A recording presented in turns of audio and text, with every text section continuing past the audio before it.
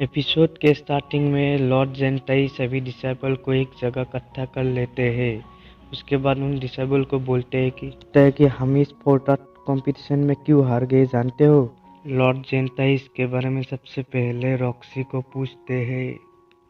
Roxy प्रत्येक रुयान को respect करके बोलने लगते हैं कि हमारा डिसेबल भी सीखने में थोड़ा कमज़ोर है और मैं भी मेरा आर्ट ठीक से नहीं सीख पाया। रॉक्सी का जवाब सुन के पैट्रिक रुयान को अच्छा नहीं लगता। वो कहते हैं कि तुम डरपोक हो, तुम्हें सच बोलने का हिम्मत ही नहीं है। लॉर्ड जेंटाई की बात सुनकर रॉक्सी चुपचाप रह जाते हैं। लॉर्ड जेंटाई फिर विन नाम का एक डिसेबल को पूछते हैं, तुम इसके बारे में क्या सोचते हो।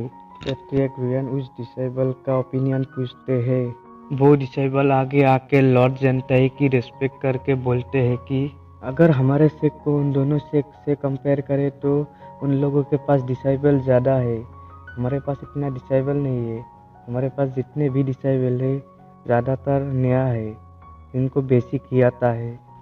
हमारे पास कोई भी अच्छी सी ट्रांसफॉर्मेशन करने वाली टीचर नहीं है, और जो भी है वो मिडिल ग्रेड से ऊपर नहीं है। उन लोगों के पास हाई लेवल के मास्टर है, हमारे पास तो कोई वेपनरी मास्टर भी नहीं है। उन लोगों का और हमारा कंपेयर करें तो हेवन और आर्ट का फर्क है। उन लोगों का कल्टीवेट स्पीड हमसे कहीं ज़्यादा ऊपर है। फिर लॉर्ड जेंटाई सोचने के बाद कहते हैं कि तुम्हारे पास कोई हल है क्या। डिसेबल को देखकर यही लगता है कि सभी को पहले से सीखना पड़ेगा और पहले से भी ज़्यादा मेहनत करना पड़ेगा। फिर लॉर्ड जेंटाई तानिऊ से कहते हैं कि तुम इसके बारे में क्या सोचते हो। तानिऊ आगे आके लॉर्ड जेंटाई की रिस्पेक्ट करके बोलते हैं कि तानिऊ लॉर्ड जेंटाई से कहते हैं कि मुझे इन सब की कोई एक्सपीरियंस नहीं है। मेरा ओपिनियन सुन के शायद आप गुस्सा हो जाओगे। लॉर्ड जेंटाई तानिऊ का बात सुन के हंसने लगते हैं। वो कहते हैं कि तुम मुझसे कोई भी बात कर सकते हो, मैं गुस्सा नहीं हूँगा। अगर मैं गुस्सा हो भी गया तो भी तुझे माफ़ कर दूंगा। तानिऊ सबसे पहले जेंटाई को ग्रीट करते हैं, उसके बाद फिर से सॉरी कहता है। उसकी बात सुन के सभी लोग हैरान हो जाते हैं। तानिऊ लॉर्ड जेंटाई से कहते हैं कि मैं आपसे अकेले में बात करना चाहती हूँ, मेरा ओपिनियन आपको अकेले में दूंगा। तो लॉर्ड जेंटाई भी मान जाते हैं। उसके बाद वो दोनों एक कमरे में आ जाते हैं। फिर लॉर्ड जेंटाई तानिऊ से कहते हैं कि बोलो तुम जो भी मुझसे कहना चाहते हो। तो तानिऊ कहने लगता है कि मेरा ओपिनियन देने से पहले मैं आपसे 3 सवाल पूछना चाहता हूँ। लॉर्ड जेंटाई कहते हैं कि ठीक है, तुम मुझसे पूछ सकते हो। आप बहुत सालों से हुआंगबू सेंगजोंग टेक में 9 वाइन प्यूरिफाइंग करने में फेल हो रहे हो, क्या ये सच है। तभी लॉर्ड जेंटाई कहते हैं कि हाँ। फिर से तानिऊ लॉर्ड जेंटाई को पूछते हैं कि वांगबू सेंगजोंग प्लान में आपका जो पोजीशन है, क्या आप सभी रिसोर्सेस को मोबिलाइज कर सकते हो। लॉर्ड जेंटाई कहते हैं कि जब तक होली लैंड का फाउंडेशन कोई भी प्रॉब्लम नहीं होता है तब तक सभी रिसोर्स को मैं मोबिलाइज कर सकता हूँ।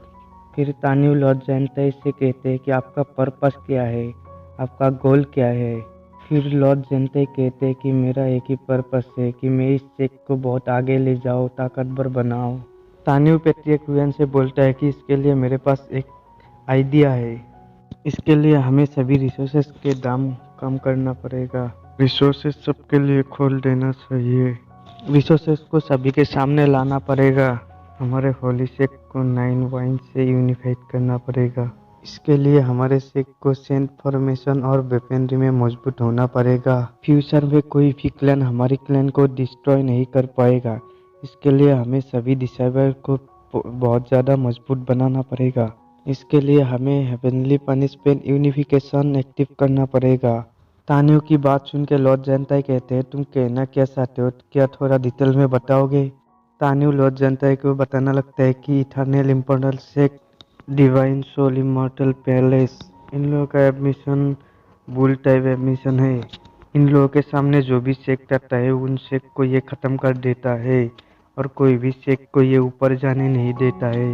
अभी की हालत देखकर मुझे नहीं लगता कि हमारा सेक 100 साल से ज़्यादा टिक पाएगा। अगर हमारा सेक पावरफुल नहीं बना तो वो सारे सेक मिलकर हमारे सेक को तबाह कर देगा। लॉर्ड जेंटाई तानिऊ से कहते हैं कि तुम सही कह रहे हो, हमारे पैट्रिक भी इस बारे में बहुत चिंता करते हैं। तभी वो दोनों बैठ के चाय पीने लगते हैं। तभी लॉर्ड जेंटाई तान्यू से कहते हैं कि हमें अब क्या करना चाहिए। ये बात सुन के तान्यू कहता है कि अभी इटर्नल इमॉर्टल सेक्ट और इटर्नल सोल पैलेस ये लोग हमें बुली करेगा, हमें निशा दिखाएगा ताकि हम कोई गलत डिसीजन ले और उनसे लड़ाई करें। तब वो अलायंस बनाकर हमारे सेक्ट को पूरी तरह से ख़त्म कर देगा। कुछ सालों तक हमें उनकी बातें सहना पड़ेगा। दोनों की बातें कंप्लीट हो गई, अब बाहर आने लगते हैं। बाहर आते ही सभी सोचते रहते हैं कि तान्यू और जेंटाई अंदर क्या बात कर रहे थे। चियाओ तान्यू के पास जाकर उसे साइड पर ले जाते हैं। तान्यू से पूछता है कि तुम वहाँ से कौन सा तेजल लेके आए? तूने बोला था कि हम जाते समय बताएंगे, अभी हम जा रहे तो अभी बताओ। तान्यू अपने हाथ पे लिखकर दिखाता है कि होमिंग शॉट उसने हासिल कर लिया है। वही देख सियाओ पूरी तरह से शॉक हो जाती है और सियाओ को सभी देखने लगते हैं। तभी तान्यू सियाओ से बोलते हैं कि तुम ऐसे रिएक्शन क्यों दे रहे हो, सभी को पता चल जाएगा। तो सियाओ उससे माफ़ी मांगता है। तभी लॉर्ड जेंटाई कुछ अनाउंस करने लगते हैं तो सभी अपने घुटनों पर आ जाते हैं और ग्रीट करते हैं। तभी लॉर्ड जेंटाई कहते हैं कि हम अपने सेक्ट पहुंचने वाले हैं, वहां जाकर कोई नहीं बताएगा कि हमारे सेक्ट की कितनी बदनामी की है, हमें कितना बेइज्जत होना पड़ा। ये वहां जाकर किसी को मत बताओ, वहां जाकर सिर्फ बताना कि खेले और हार गए और कुछ भी नहीं बताना। मेरे इस ऑर्डर को जो भी नहीं मानेगा मैं उसे कड़ी से कड़ी सजा दूंगा। तभी हमें हुआंगजू क्लैन का सीन दिखाया जाता है। वहाँ सभी एल्डर लॉर्ड जेंटाई का इंतजार कर रहे थे और तभी लॉर्ड जेंटाई आ जाते हैं तो सभी एल्डर झुककर उसे ग्रीट करते हैं। जेंटाई नीचे आता है। नीचे आकर सभी को फोर्ट आर्ट कॉम्पिटिशन के बारे में बोलने लगता है। लॉर्ड जेंटाई बताते हैं कि इसमें हमारा बहुत सारा स्टूडेंट ने भाग लिया और बहुत अच्छा किया। 2 राउंड तक हमारा स्टूडेंट ने टॉप रैंक हासिल किया था। हमारा स्टूडेंट ने सबसे अच्छा किया दान आर्ट में और उसकी टीचर है मिस किन।